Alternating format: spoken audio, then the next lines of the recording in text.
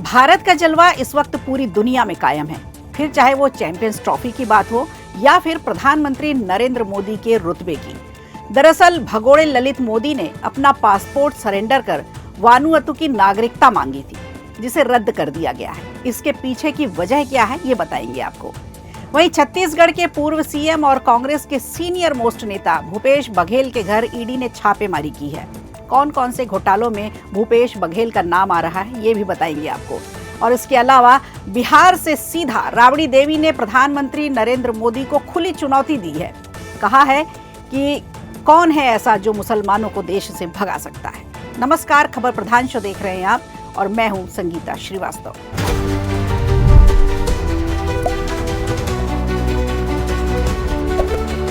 अक्सर देखा गया है कि बीजेपी सरकार और प्रधानमंत्री नरेंद्र मोदी के आलोचक, वो चाहे ललित मोदी हो या चाहे नीरव मोदी हो, मोदी होने के नाम पर प्रधानमंत्री पर अक्सर आरोप लगते रहे।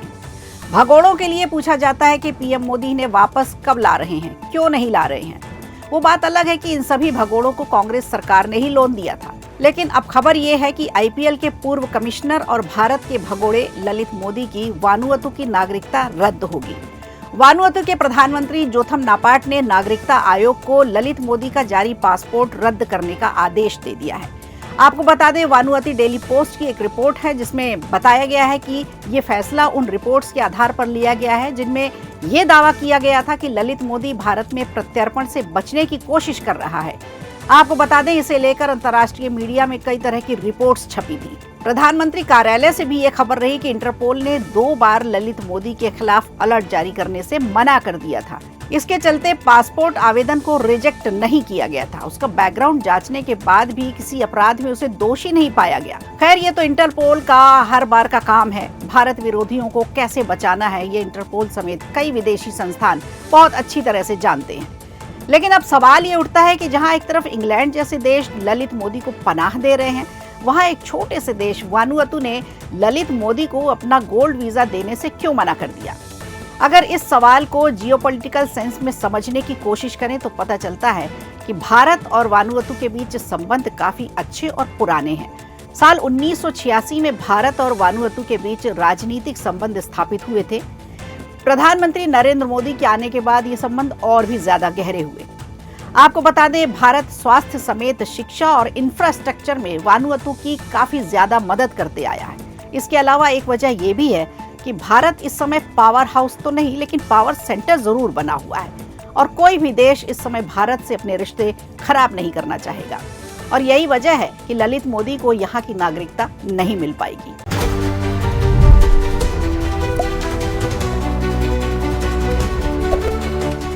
बात करें छत्तीसगढ़ की, तो छत्तीसगढ़ के पूर्व मुख्यमंत्री और एआईसीसी महासचिव भूपेश बघेल और उनके बेटे चैतन्य के घर पर सुबह से ही गाड़ियों की दौड़ लगी है। दरअसल ईडी ने छापेमारी की है। उनके भिलाई 3 पदम नगर वाले घर पर आज सोमवार सुबह से 4 गाड़ियों में से ईडी की टीम पहुंची और टीम ने दस्तावेज खंगालने शुरू कर दिए। आपको बता दें, चैतन्य बघेल से जुड़े कई ठिकानों समेत 14 जगहों पर छापे मारे गए। ईडी के मुताबिक शराब घोटाले मामले में कार्रवाई की गई है। आरोप है कि 2100 करोड़ के शराब घोटाले में चैतन्य बघेल को भी लाभ पहुंचाया गया। चैतन्य के करीबी और सहयोगी लक्ष्मी नारायण बंसल और पप्पू बंसल के ठिकानों पर भी कार्रवाई चल रही है। इसके अलावा भिलाई के नेहरू नगर में मनोज राजपूत, चरोदा में अभिषेक ठाकुर, संदीप सिंह, कमल अग्रवाल, किशोर राइस मिल, दुर्ग से सुनील अग्रवाल, सहेली ज्वेलर्स और बिल्डर अजय चौहान के यहाँ भी ईडी की कार्रवाई चल रही है।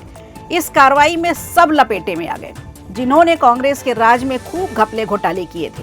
इसके बाद वही हुआ जो विपक्ष हमेशा करता आया, यानी ईडी को झूठा बताना, भाजपा नेताओं को कोसना। दरअसल कार्रवाई के बाद भूपेश बघेल ने पंजाब चुनाव से जोड़ते हुए एक सोशल मीडिया पर अपनी पोस्ट डाली। उसमें लिखा कि 7 वर्षों से चले आ रहे झूठे केस को जब कोर्ट में बर्खास्त कर दिया गया, तब ईडी के मेहमानों ने पूर्व सीएम के घर दबिश दी है। इस षड्यंत्र से कोई पंजाब में कांग्रेस को रोकने का प्रयास कर रहा है तो ये उनकी गलतफहमी है।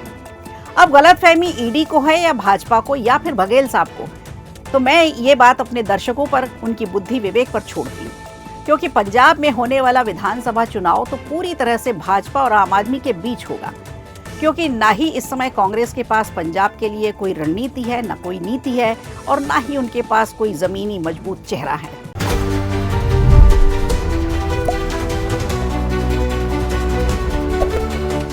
इस समय पूरे देश में एक बहस छिड़ी हुई है। बहस है जुमा वर्सेस होली। दरअसल इस साल होली और रमजान का जुमा एक ही दिन पड़ रहा है।